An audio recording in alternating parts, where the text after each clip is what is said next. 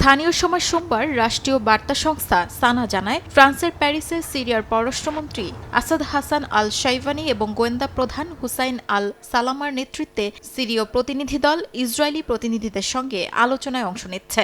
যুক্তরাষ্ট্র এই আলোচনার সমন্বয় ও মধ্যস্থতা করছে। সিরিয়ার সরকারি সূত্র বলছে, আলোচনার মূল লক্ষ্য ১৯৭৪ সালের বিচ্ছিন্নতা চুক্তি পুনরায় কার্যকর করা এবং ২০১৪ সালের ৮ ডিসেম্বরের আগের অবস্থানে ইসরায়েলি বাহিনী প্রত্যাহার করা। এই প্রক্রিয়ায় সিরিয়ার পূর্ণ সার্বভৌমত্ব অক্ষুণ্ণ রাখা হবে এবং অভ্যন্তরীণ বিষয়ে হস্তক্ষেপ রোধ করা হবে। তবে সামরিক হুমকি পুরোপুরি শেষ হয়নি। ইসরায়েলি বাহিনী এখনও বিমান হামলা চালাচ্ছে, হতাহতের ঘটনাও ঘটছে এবং সিরিয়ার সেনা ও অবকাঠামো ধ্বংস হচ্ছে। গত এক বছরের হিসাব অনুযায়ী সিরিয়ায় ইসরায়েল ৬ শতাধিক হামলা চালিয়েছে, যা গড়ে দিনে প্রায় ২টি করে।